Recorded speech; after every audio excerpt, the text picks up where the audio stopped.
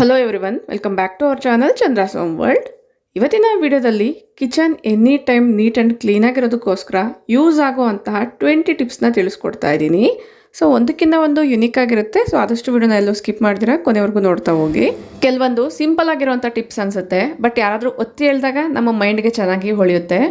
ಕೆಲವೊಂದು ನಮ್ಗೆ ಗೊತ್ತಿದ್ರೂ ಕೂಡ ಕೆಲವೊಂದ್ಸರಿ ಮರ್ತಿರ್ತೀವಿ. ಯಾರಾದರೂ ನಾವು ಈ ರೀತಿ ಮಾಡಿದ್ವಿ ಅಂತ ಹೇಳಿದಾಗ ಹೌದಲ್ವಾ ಅಂತ ಅನ್ಸುತ್ತೆ. ಸೊ ಹಾಗಾದ್ರೆ ಆ ಟಿಪ್ಸ್ ಎಲ್ಲ ನೋಡೋಕ್ಕಿಂತ ಮುಂಚೆ ನೀವೇಂದ್ರೂ ನಮ್ಮ ಚಾನಲ್ನ ಫಸ್ಟ್ ಟೈಮ್ ವಿಸಿಟ್ ಮಾಡ್ತಾ ಇದ್ರೆ ಈಗಲೇ ಸಬ್ಸ್ಕ್ರೈಬ್ ಮಾಡಿಕೊಂಡು ಪಕ್ಕದಲ್ಲಿರುವಂಥ ಬೆಲ್ ಐಕನ್ನ ಕ್ಲಿಕ್ ಮಾಡಿ.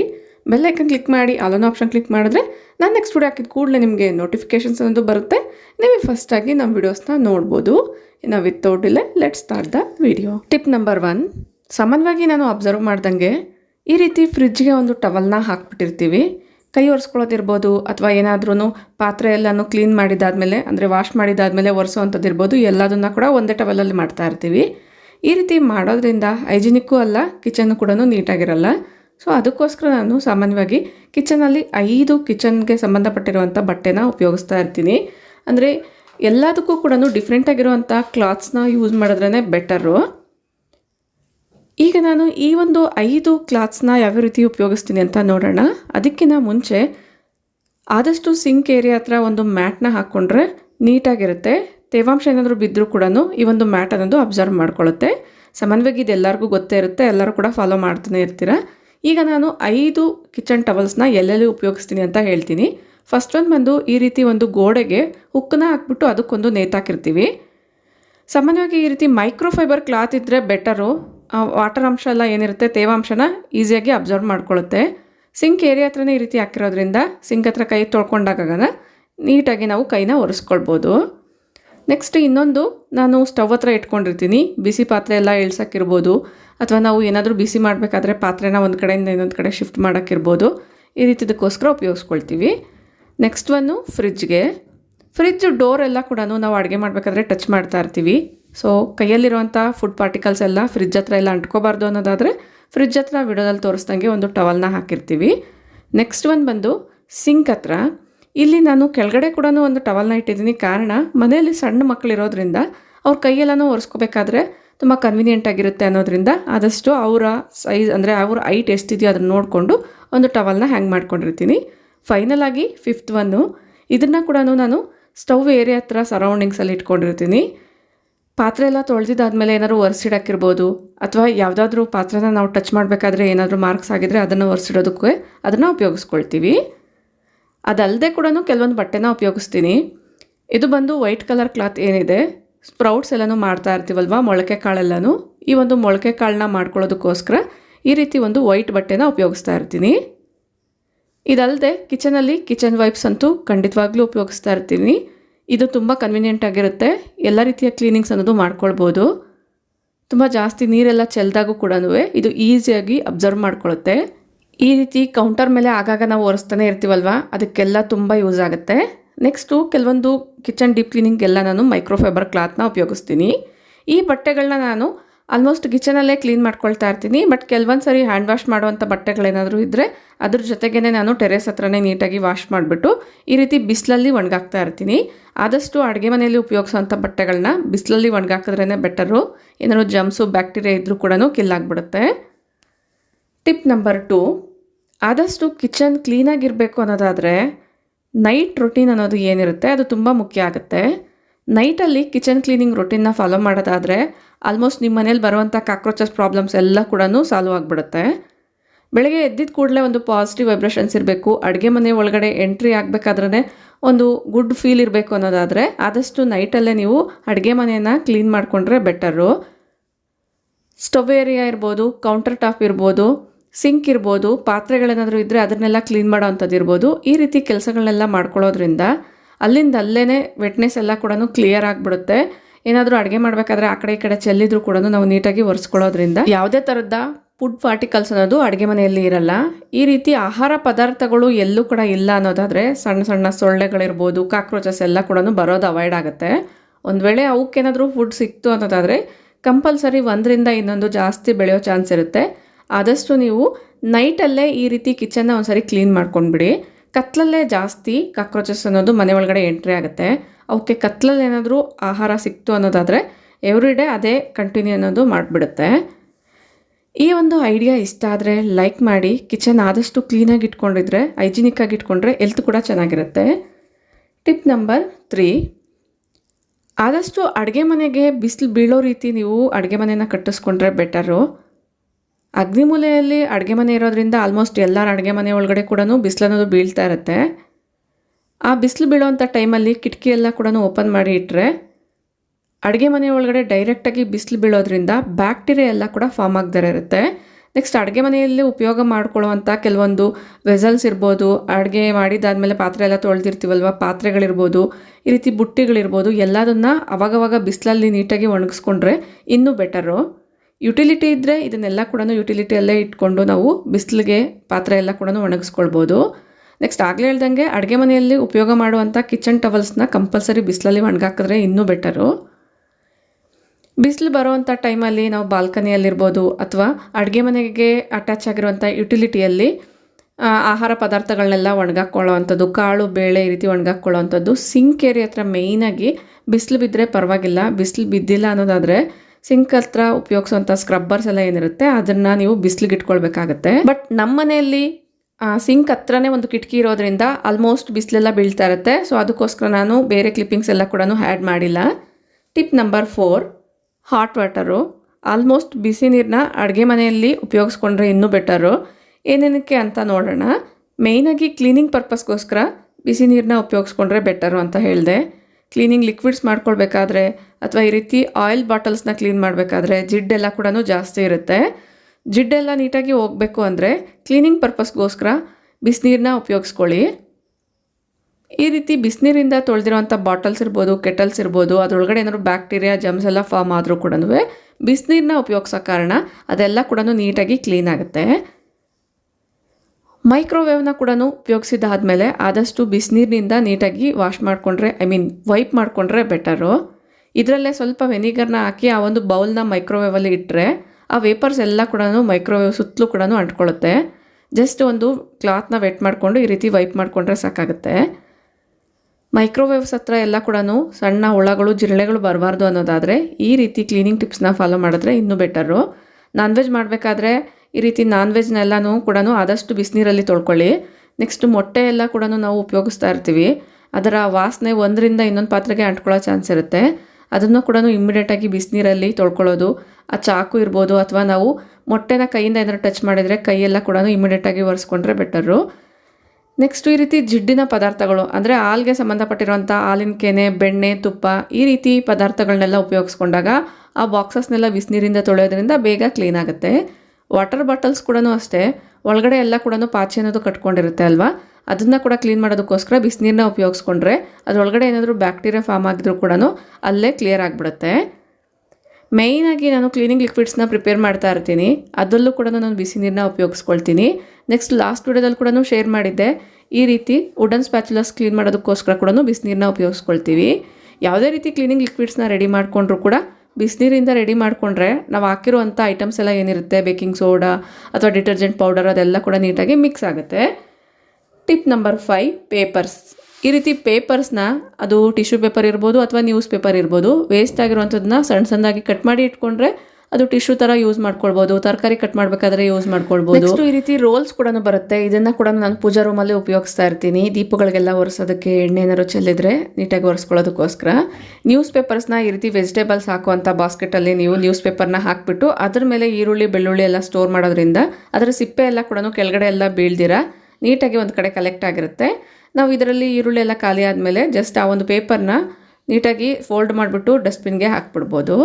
ಆಯಿಲ್ ಬಾಟಲ್ಸ್ ಕೆಳಗಡೆ ಕೂಡ ಈ ರೀತಿ ಟಿಶ್ಯೂ ಅಥವಾ ನ್ಯೂಸ್ ಪೇಪರ್ನ ಹಾಕೋದ್ರಿಂದ ಆಯಿಲ್ ಏನಾದರೂ ಚೆಲ್ಲಿದ್ರೂ ಕೂಡ ಆ ಒಂದು ಟಿಶ್ಯೂ ಅನ್ನೋದು ಅಬ್ಸರ್ವ್ ಮಾಡ್ಕೊಳ್ಳುತ್ತೆ. Tip number 6, baking soda, vinegar, lemon, ಹುಣಸೆಹಣ್ಣು ಇದೆಲ್ಲ ಕೂಡ ಕ್ಲೀನಿಂಗ್ ಏಜೆಂಟ್ಸು. ಇದನ್ನು ಆಲ್ಮೋಸ್ಟ್ ಎಲ್ಲ ರೀತಿಯ ಕ್ಲೀನಿಂಗ್ ಲಿಕ್ವಿಡ್ಸಲ್ಲೂ ಕೂಡ ಉಪಯೋಗಿಸ್ತಾ ಇರ್ತೀವಿ, ಕ್ಲೀನಿಂಗ್ ಪರ್ಪಸ್ ಆಗಿ ಕೂಡ ಉಪಯೋಗಿಸ್ತಾ ಇರ್ತೀವಿ. ಅಡುಗೆಗೆ ಯೂಸ್ ಮಾಡುವಂತಹ ಸೋಡಾ ಅಥವಾ ಕ್ಲೀನಿಂಗ್ ಸೋಡಾನ ಉಪಯೋಗಿಸೋದ್ರಿಂದ ಏನಾದರೂ ಜಿಡ್ಡಿದ್ರೂ ಕೂಡ, ಬ್ಯಾಡ್ ಸ್ಮೆಲ್ ಇದ್ದರೂ ಕೂಡ ಬೇಗ ರಿಮೂವ್ ಆಗಿಬಿಡುತ್ತೆ. ಮೇಯ್ನಾಗಿ ಬ್ಯಾಡ್ ಸ್ಮೆಲ್ ಏನಾದರೂ ಇದೆ ಅನ್ನೋದಾದರೆ ಅಡುಗೆಗೆ ಯೂಸ್ ಮಾಡುವಂಥ ಸೋಡಾನ ಉಪಯೋಗಿಸೋದ್ರಿಂದ ಅದೆಲ್ಲ ಕೂಡ ಅಬ್ಸರ್ವ್ ಮಾಡ್ಕೊಳ್ಳುತ್ತೆ. ವೆನಿಗರ್ ಕೂಡ ಅಷ್ಟೇ ಜಿಡ್ಡೆಲ್ಲ ಏನಿರುತ್ತೆ ಅದನ್ನು ಬೇಗ ಸಾಫ್ಟ್ ಮಾಡಿ ಕ್ಲೀನಿಂಗ್ ಅನ್ನೋದು ಬೇಗ ಮುಗಿಸುತ್ತೆ. ನೆಕ್ಸ್ಟು ಈ ರೀತಿ ಏನಾದರೂ ಪಾತ್ರೆಯಲ್ಲೆಲ್ಲನೂ ಸೀದೋಗಿದೆ, ಕೆಳಗಡೆ ತಳ ಅಂಟಿದೆ ಅಂದಾಗ ಸ್ವಲ್ಪ ವೆನಿಗರು ಮತ್ತು ಅಡುಗೆ ಸೋಡಾನ ಹಾಕ್ಬಿಟ್ಟು ನೀರಲ್ಲಿ ಚೆನ್ನಾಗಿ ಕುದಿಸ್ಬಿಟ್ಟು ಕ್ಲೀನ್ ಮಾಡೋದ್ರಿಂದ ಬೇಗ ಕ್ಲೀನ್ ಆಗುತ್ತೆ. ಪ್ರತಿಯೊಂದು ಕ್ಲೀನಿಂಗ್ ಲಿಕ್ವಿಡಲ್ಲೂ ಕೂಡ ಆಲ್ಮೋಸ್ಟ್ ಈ ರೀತಿ ಬೇಕಿಂಗ್ ಸೋಡಾ ವೆನಿಗರ್ನ ಉಪಯೋಗಿಸ್ತಾನೆ ಇರ್ತೀವಿ. ಹುಣಸೆಹಣ್ಣು ಕೂಡ ಅಷ್ಟೇ ಕೆಲವೊಂದು ಪಾತ್ರೆಗಳನ್ನ ಕ್ಲೀನ್ ಮಾಡೋದಕ್ಕೆ ಕಂಪಲ್ಸರಿಯಾಗಿ ಉಪಯೋಗಿಸ್ತೀವಿ. ನಿಂಬೆಹಣ್ಣು ಹೋಳಿನಿಂದ ಕೂಡ ತುಂಬ ರೀತಿಯಾಗಿರುವಂಥ ಲಿಕ್ವಿಡ್ಸ್ನ ಮಾಡ್ಕೊಳ್ಬೋದು. ಈಗಾಗಲೇ ನಾನು ಕ್ಲೀನಿಂಗ್ಗೆ ಸಂಬಂಧಪಟ್ಟಿರುವಂಥ ಕ್ಲೀನಿಂಗ್ ಲಿಕ್ವಿಡ್ಸ್ನ ಯಾವ ರೀತಿ ತಯಾರಿಸ್ಕೊಳ್ಳೋದು ಅಂತ ತುಂಬ ವೀಡಿಯೋಸಲ್ಲಿ ಶೇರ್ ಮಾಡಿದ್ದೀನಿ. ಇಂಟ್ರೆಸ್ಟ್ ಇರೋರು DIY ಅನ್ನೋ ಒಂದು ಪ್ಲೇಲಿಸ್ಟಲ್ಲಿ ಸಿಗುತ್ತೆ, ಅಥವಾ ಕ್ಲೀನಿಂಗ್ ವೀಡಿಯೋಸ್ ಅನ್ನೋ ಪ್ಲೇಲಿಸ್ಟಲ್ಲಿ ಕೂಡ ಸಿಗುತ್ತೆ. ಒಂದ್ಸರಿ ಚೆಕ್ ಮಾಡಿ. ಒಂದು 4 ನಿಂಬೆಹಣ್ಣು ಹೋಳಿನಿಂದ ಆಲ್ಮೋಸ್ಟ್ ಎಲ್ಲ ರೀತಿಯಾಗಿರುವಂಥ ಲಿಕ್ವಿಡ್ಸ್ನ ಕೂಡ ನಾವು ತಯಾರಿ ಮಾಡ್ಕೊಳ್ಬೋದು.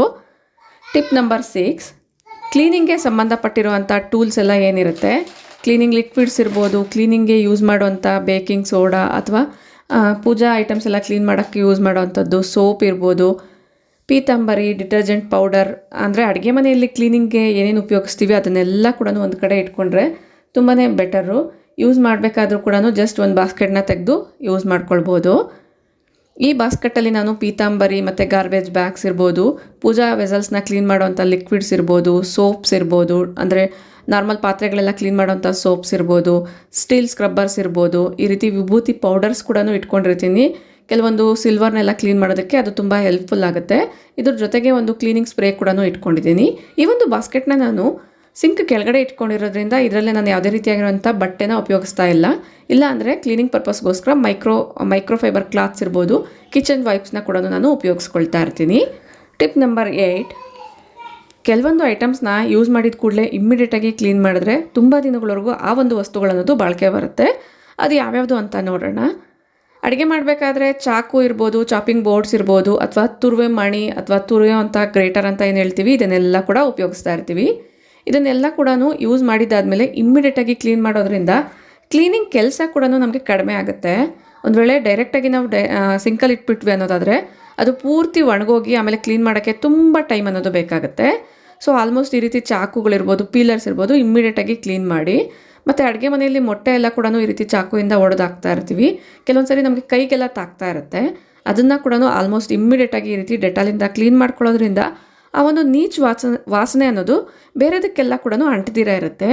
ಚಪಾತಿ ಎಲ್ಲನೂ ಮಾಡಬೇಕಾದ್ರೆ ಪೌಡರ್ ಎಲ್ಲನೂ ಬಿದ್ದಿರುತ್ತೆ, ಚಪಾತಿ ಆಟ ಪೌಡರು. ಅದನ್ನು ಕೂಡ ಈ ರೀತಿ ಕಿಚನ್ ವೈಪ್ಸಿಂದ ಇಮ್ಮಿಡಿಯೇಟಾಗಿ ಒಂದು 2 ಸತಿ ಈ ರೀತಿ ವೈಪ್ ಮಾಡ್ಕೊಂಬಿಟ್ರೆ ಆ ಒಂದು ಕೌಂಟರ್ ಟಾಪ್ ಅನ್ನೋದು ತುಂಬ ನೀಟಾಗಿರುತ್ತೆ. ನೆಕ್ಸ್ಟು ಕೆಲವೊಂದು ಸರಿ ಮಿಕ್ಸಿ ಜಾರ್ಸ್ನೆಲ್ಲ ಜ್ಯೂಸ್ಗೋಸ್ಕರ ಉಪಯೋಗಿಸ್ತಾ ಇರ್ತೀವಿ. ಅದನ್ನು ಕೂಡ ಇಮ್ಮಿಡಿಯೇಟಾಗಿ ವಾಶ್ ಮಾಡ್ಕೊಳ್ಳೋದ್ರಿಂದ ಕ್ಲೀನಿಂಗ್ ಕೆಲಸಗಳನ್ನೋದು ಕಡಿಮೆ ಆಗುತ್ತೆ. ಸದಾ ಅಡುಗೆ ಮನೆ ಅನ್ನೋದು ಕ್ಲೀನಾಗಿರುತ್ತೆ. Tip number 9, ತಡಕ. ಒಗ್ಗರಣೆ ಹಾಕಬೇಕಾದ್ರೆ ಸಾಮಾನ್ಯವಾಗಿ ಎಣ್ಣೆ ಸ್ಟವ್ ಮೇಲೆ ಎಲ್ಲ ಕಡೆ ಕೂಡ ಸಿಡಿತಾ ಇರುತ್ತೆ, ಗೋಡೆಗೂ ಕೂಡ ಸಿಡಿತಾ ಇರುತ್ತೆ. ಅದನ್ನು ಅವಾಯ್ಡ್ ಮಾಡಬೇಕು ಅನ್ನೋದಾದರೆ ಈ ರೀತಿ ಕರ್ಬೇವೆಲ್ಲನೂ ಹಾಕಬೇಕಾದ್ರೆ ಆದಷ್ಟು ಒಂದು ಪ್ಲೇಟ್ನ ಕವರ್ ಮಾಡ್ಕೊಳ್ಳಿ. ಈ ರೀತಿ ಪ್ಲೇಟ್ನ ಕವರ್ ಮಾಡೋದ್ರಿಂದ ಕರಿಬೇವು ಎಲ್ಲ ಕಡೆ ಸಿಡಿದಿರ ಕೂಡ ಇರುತ್ತೆ. ಕರಿಬೇವು ಚಿಟಪಟ ಅಂದಾಗ ಎಣ್ಣೆ ಬೇರೆ ಕಡೆ ಎಲ್ಲ ಕೂಡ ಹರಡ್ಕೊಳ್ತಾ ಇರುತ್ತೆ, ಅದೆಲ್ಲ ಕೂಡ ಅವಾಯ್ಡ್ ಆಗುತ್ತೆ. ನೆಕ್ಸ್ಟು ನಾವು ಅಡುಗೆ ಮಾಡಬೇಕಾದ್ರೆ ಸ್ಪೂನ್ ಇರ್ಬೋದು, ಸೌಟ್ ಇರ್ಬೋದು ಉಪಯೋಗಿಸ್ಕೊಳ್ತಾ ಇರ್ತೀವಿ. ಅದನ್ನು ಈ ರೀತಿ ಉಪಯೋಗಿಸಿದ ಆದಮೇಲೆ ಇಮ್ಮಿಡಿಯೇಟಾಗಿ ಸ್ಟವ್ ಮೇಲೆ ಇಡ್ತಾ ಇರ್ತೀವಿ. ಸ್ಟವ್ ಮೇಲೆ ಇಡೋದ್ರಿಂದ ಕೂಡ ಅದರಲ್ಲಿರುವಂಥ ಫುಡ್ ಎಲ್ಲ ಕೂಡ ಸ್ಟವ್ಗೆ ಅಂಟ್ಕೊಂಡಿರುತ್ತೆ. ಅಥವಾ ನಾವು ಈ ರೀತಿ ಟರ್ನ್ ಮಾಡಿ ಈ ರೀತಿ ಕೌಂಟರ್ ಮೇಲೆ ಇಟ್ಟರೂ ಕೂಡ ಅಷ್ಟೇ ಅಲ್ಲೆಲ್ಲ ಕೂಡ ಮಾರ್ಕ್ಸ್ ಅನ್ನೋದು ಆಗ್ತಾ ಇರುತ್ತೆ. ಆಲ್ಮೋಸ್ಟ್ ನಿಮಗೆ ಕೌಂಟರ್ ನೀಟಾಗಿರಬೇಕು, ಸ್ಟವ್ ಕೂಡ ನೀಟಾಗಿರಬೇಕು ಅನ್ನೋದಾದರೆ ಒಂದು ಈ ರೀತಿ ಚಾಪಿಂಗ್ ಬೋರ್ಡ್ ಆದರೂ ಇಟ್ಕೊಳ್ಳಿ, ಅಥವಾ ಒಂದು ಪ್ಲೇಟ್ನ ನೀವು ಸ್ಟವ್ ಮೇಲೆ ಇಟ್ಕೊಳ್ಳೋದಾದರೆ ಅದ್ರ ಮೇಲೆ ನೀವು ಸ್ಪೂನ್ಸ್ನ ಇಟ್ಕೊಳ್ಬೋದು. ಈಗ ಈ ಪ್ಲೇಟ್ ಬದಲಾಗಿ ತುಂಬ ರೀತಿಯಾಗಿರುವಂಥ ವಸ್ತುಗಳು ಬಂದುಬಿಟ್ಟಿದೆ. ಈಗಾಗಲೇ ನಿಮಗಲ್ಲಿ ಕೆಲವೊಬ್ರು ಗೊತ್ತೇ ಇರುತ್ತೆ. ನೆಕ್ಸ್ಟು ಟಿಪ್ ಏನು ಅಂತ ನೋಡೋಣ. ಅಡುಗೆ ಮಾಡಿದ ಕೂಡಲೇ ಇಮ್ಮಿಡಿಯೇಟಾಗಿ ನಾವು ಕೌಂಟರ್ನ ಕ್ಲೀನ್ ಮಾಡಿಕೊಂಡ್ರೆ ಬೆಟರು. ಎಸ್ಪೆಷಲಿ ಸ್ಟವ್ನ ಸುತ್ತಮುತ್ತ ಈ ರೀತಿ ಒಂದ್ಸರಿ ನೀಟಾಗಿ ಕ್ಲೀನ್ ಮಾಡ್ಕೊಳ್ಳಿ. ಆಲ್ಮೋಸ್ಟ್ ಇಲ್ಲೆಲ್ಲ ಕೂಡ ಜಿಡ್ಡಿರೋದ್ರಿಂದ ನಾನು ಆಗಲೇ ಹೇಳ್ದಂಗೆ ವಾಟರು, ವೆನಿಗರು ಮತ್ತು ಅಡುಗೆ ಸೋಡಾ ಇದನ್ನು 3ನ್ನ ಕೂಡ ನೀಟಾಗಿ ಮಿಕ್ಸ್ ಮಾಡಿಕೊಂಡು ಸ್ವಲ್ಪ ವಿಮ್ ಲಿಕ್ವಿಡ್ ಬೇಕಾದರೂ ಹಾಕ್ಕೊಳ್ಬೋದು. ಸ್ಪ್ರೇ ಮಾಡಿ ಕ್ಲೀನ್ ಮಾಡ್ಕೊಳ್ಳೋದ್ರಿಂದ ಬೇಗನೆ ಕ್ಲೀನ್ ಆಗುತ್ತೆ. ಪ್ರತಿನಿತ್ಯ ಕೂಡ ಈ ರೀತಿ ಲಿಕ್ವಿಡ್ನ ಉಪಯೋಗಿಸೋದ್ರಿಂದ ಅಡುಗೆ ಮನೆಯಲ್ಲಿ ಜಿಡ್ಡಾಗ್ದಿರ ಇರುತ್ತೆ. ಗ್ರೀಸಿನೆಸ್ ಅನ್ನೋದು ಕಿಚನಲ್ಲಿ ಇರಬಾರ್ದು ಅನ್ನೋದಾದರೆ ಆಲ್ಮೋಸ್ಟ್ ನೀವು ಈ ರೀತಿ ಕ್ಲೀನ್ ಮಾಡ್ಕೊಳ್ಳೋದಾದರೆ ಈ ಒಂದು ಕ್ಲೀನಿಂಗ್ ಲಿಕ್ವಿಡ್ ತುಂಬ ಚೆನ್ನಾಗಿ ವರ್ಕ್ ಆಗುತ್ತೆ. ನೆಕ್ಸ್ಟು ಕೆಲವೊಂದು ಅಡುಗೆ ಮನೆಯಲ್ಲಿರುವಂತಹ ಪಾತ್ರೆಗಳೆಲ್ಲ ಏನಿರುತ್ತೆ, ತುಂಬ ಮೈನ್ಯೂಟ್ ಆಗಿರುವಂಥ ಏರಿಯಾಸಲ್ಲಿ ಕ್ಲೀನ್ ಮಾಡೋಕ್ಕೆ ಕಷ್ಟ ಆಗ್ತಾ ಇರುತ್ತೆ. ಇನ್ ದ ಸೆನ್ಸ್ ನಾವು ಅದನ್ನು ಕ್ಲೀನ್ ಮಾಡೋದು ಮರ್ತೇ ಹೋಗ್ತೀವಿ, ಅದು ಕ್ಲೀನ್ ಮಾಡಬೇಕು ಅನ್ನೋದು ಕೂಡ ಗೊತ್ತಿರಲ್ಲ. ಈ ರೀತಿ ಒಂದು ಮಿಕ್ಸಿ ಜಾರ್ಸ್ ಎಲ್ಲ ಏನಿರುತ್ತೆ ಅದಕ್ಕೆ ಕ್ಯಾಪಿಗೆ ಬಂದಿರೋಂಥ ವಾಷರ್ಸ್ ಇರ್ಬೋದು, ಈ ರೀತಿ ಮತ್ತು ಪುಟ್ಟದಾಗಿರೋಂಥ ಬಾಕ್ಸ್ಗೆಲ್ಲ ಕೂಡ ವಾಷರ್ಸ್ ಅನ್ನೋದು ಕೊಟ್ಟಿರ್ತಾರೆ. ಅದನ್ನೆಲ್ಲ ಕೂಡ ನಾವು ನೀಟಾಗಿ ತೆಗೆದು ಕ್ಲೀನ್ ಮಾಡ್ಕೊಳ್ಬೇಕಾಗತ್ತೆ. ಅಲ್ಲೂ ಕೂಡ ತುಂಬ ಕೊಳೆ ಅನ್ನೋದು ಅಕ್ಯುಮುಲೇಟ್ ಆಗಿರುತ್ತೆ. ನೆಕ್ಸ್ಟು ಈ ರೀತಿ ಒಂದು ಬ್ರಷ್ನ ಇಟ್ಕೊಂಡ್ರೆ ಕುಕ್ಕರ್ಸ್ ಎಲ್ಲ ಏನಿರುತ್ತೆ ವಿಸಿಲ್ ಹಾಕೋ ಏರಿಯಾ ಹತ್ರ ಎಲ್ಲ ಕೂಡ ತುಂಬ ಕೊಳೆ ಅನ್ನೋದು ಇರುತ್ತೆ ಅಲ್ವಾ, ಅಲ್ಲೆಲ್ಲ ಕೂಡ ಸ್ಕ್ರಬ್ಬರ್ನ ಹಾಕಿ ಉಜ್ಜಕ್ಕೆ ಆಗಲ್ಲ. ಒಂದು ವೇಳೆ ನಾವು ಉಜ್ಜಿದ್ರೂ ಕೂಡ ಕ್ಲೀನ್ ಆಗಲ್ಲ. ಸೊ ಆಗ ಈ ರೀತಿ ಬ್ರಷ್ನ ಉಪಯೋಗಿಸ್ಕೊಳ್ಬೋದು. ಈ ರೀತಿ ಕ್ಲೀನ್ ಮಾಡೋದಾದರೆ ಅಡುಗೆ ಮನೆಯಲ್ಲಿ ಪಾತ್ರೆಗಳಲ್ಲೆಲ್ಲ ಕೂಡ ಪಳಪಳ ಅಂತ ಇರುತ್ತೆ ಮತ್ತು ಎಲ್ಲೂ ಕೂಡ ಸಂದಿಗಳಲ್ಲಿ ಕೊಳೆ ಅನ್ನೋದು ಉಳ್ಕೊಳ್ದಿರ ಇರುತ್ತೆ. ನೆಕ್ಸ್ಟು ಫ್ರಿಜ್ಗೆ ಬರೋದಾದರೆ ಆದಷ್ಟು ಫ್ರಿಜ್ನ ನೀಟಾಗಿ ಇಟ್ಕೊಳ್ಬೇಕಾಗತ್ತೆ.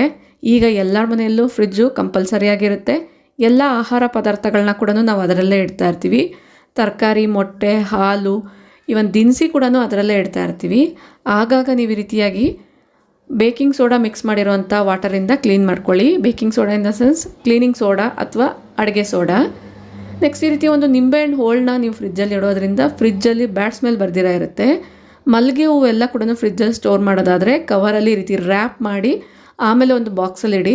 ಆಗ ಆ ಒಂದು ಮಲ್ಲಿಗೆ ಹೂವಿನ ಸ್ಮೆಲ್ಲು ಬೇರೆದಕ್ಕೆ ಇಟ್ಕೊಳ್ತೀರ ಇರುತ್ತೆ. ಆದಷ್ಟು ಫ್ರಿಜ್ಜಲ್ಲಿ ಏನೇನು ಇಡ್ತೀರಾ ಅದನ್ನೆಲ್ಲ ಕೂಡ ಕ್ಲೋಸ್ ಮಾಡಿ ಇಡಬೇಕಾಗುತ್ತೆ. ಬಾಕ್ಸಲ್ಲಿ ಇಡೋದಾದರೆ ಬಾಕ್ಸ್ ಕ್ಯಾಪ್ ಹಾಕಿ ಇಟ್ಟರೆ ಬೆಟರು.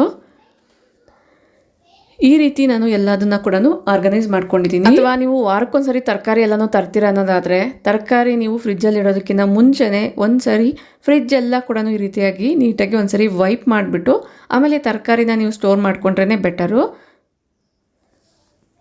ನೆಕ್ಸ್ಟ್ ನೀವು ಪಾತ್ರೆ ಎಲ್ಲ ಕೂಡ ತೊಳಿಬೇಕಾದ್ರೆ ಆದಷ್ಟು ಪಾತ್ರೆ ಒಣಗೋ ರೀತಿಯಲ್ಲಿ ಇಡಬೇಕು.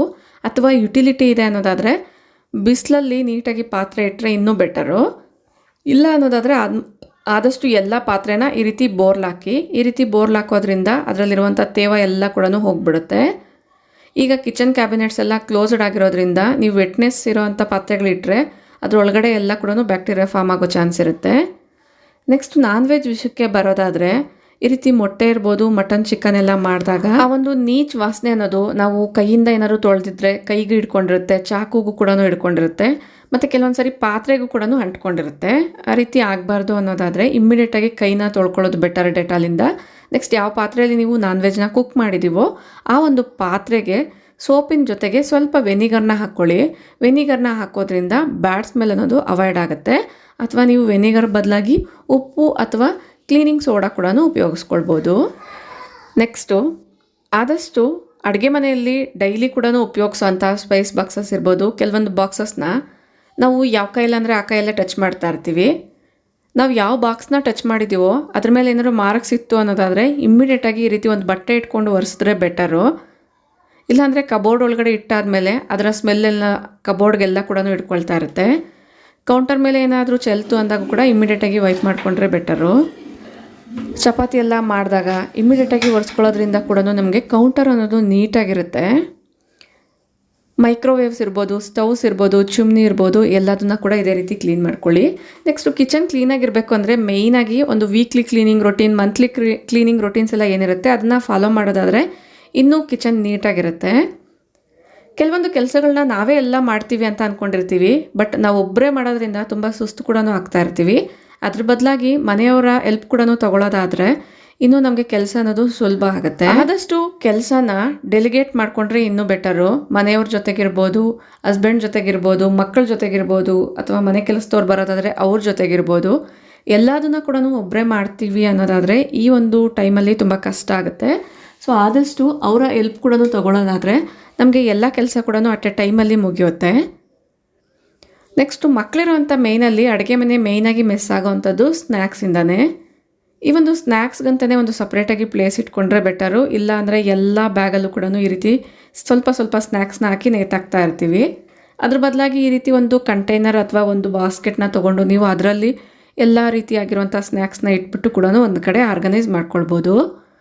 ನಾನು ಈ ರೀತಿ ಒಂದು ಕಾರ್ನರಲ್ಲಿ ಎಲ್ಲ ಸ್ನ್ಯಾಕ್ಸ್ನ ಒಂದು ಟಪ್ಪರ್ವೇರ್ ಬಾಕ್ಸಲ್ಲಿ ಹಾಕ್ಬಿಟ್ಟು ಈ ರೀತಿಯಾಗಿ ಇಟ್ಕೊಳ್ತಾ ಇದ್ದೀನಿ. ಈ ಟಿಪ್ಸ್ ಎಲ್ಲ ಕೂಡ ಸಿಂಪಲ್ ಆಗಿರೋ ಅಂಥದ್ದಾದರೂ ಕೂಡ ಕೆಲವೊಂದು ಸರಿ ನಮ್ಮ ಮೈಂಡ್ಗೆ ತಟ್ಟೆ ಇರಲ್ಲ. ಕೆಲವೊಂದು ಟಿಪ್ಸ್ ಅಂತೂ ನಮಗೆ ಗೊತ್ತಿದ್ರು ಕೂಡ ಸೊ ಈ ರೀತಿ ಕೂಡ ಒಂದು ಇರುತ್ತೆ ಅನ್ನೋದು ನಾವು ಮರ್ತೇ ಇರ್ತೀವಿ. ಅದನ್ನು ಬೇರೆಯವ್ರು ಯಾರಾದರೂ ಒಂದ್ಸರಿ ಒತ್ತಿ ಹೇಳಿದಾಗ ಹೌದಲ್ವಾ, ಈ ರೀತಿ ಮಾಡೋದ್ರಿಂದ ನಮಗೆ ಯೂಸ್ ಆಯ್ತಲ್ವಾ ಅನ್ನೋದು ನಮ್ಮ ಮೈಂಡ್ಗೆ ಹಾಗೆ ಹೊಳೆಯುತ್ತೆ. ಐ ಹೋಪ್ ನಾನು ಶೇರ್ ಮಾಡಿರುವಂಥ ಈ ಒಂದು ಟಿಪ್ಸಿಂದ ನಿಮಗೂ ಕೂಡ ಸೇಮ್ ಅನುಭವ ಆಗಿದೆ ಅಂತ ಅನ್ಕೊಂಡು ಈ ವಿಡಿಯೋ ನಿಮ್ಮೆಲ್ಲರಿಗೂ ಯೂಸ್ಫುಲ್ ಆಗುತ್ತೆ ಅಂತ ಅನ್ಕೊಂಡಿದ್ದೀನಿ. ಯೂಸ್ಫುಲ್ ಆಯಿತು ಅನ್ಸಿದ್ರೆ ಈಗಲೇ ಒಂದು ಲೈಕ್ ಮಾಡಿ, ನಿಮ್ಮ ಫ್ರೆಂಡ್ಸ್ ಆ್ಯಂಡ್ ಫ್ಯಾಮಿಲಿ ಜೊತೆಗೂ ಶೇರ್ ಮಾಡಿ. ನಿಮ್ಮ ಅನಿಸಿಕೆ ಅಭಿಪ್ರಾಯನ ನನಗೆ ಕಮೆಂಟಲ್ಲಿ ತಿಳಿಸಿ. ಇನ್ನೊಂದು ಇಂಟ್ರೆಸ್ಟಿಂಗ್ ಆಗಿರುವಂಥ ವಿಡಿಯೋಸ್ಗೆ ಮತ್ತೆ ಸಿಗ್ತೀನಿ. ಅಲ್ಲಿವರೆಗೂ ಟೇಕ್ ಕೇರ್, ಬಾಯ್ ಬಾಯ್, ನಮಸ್ತೆ, ಥ್ಯಾಂಕ್ ಯು ಫಾರ್ ವಾಚಿಂಗ್.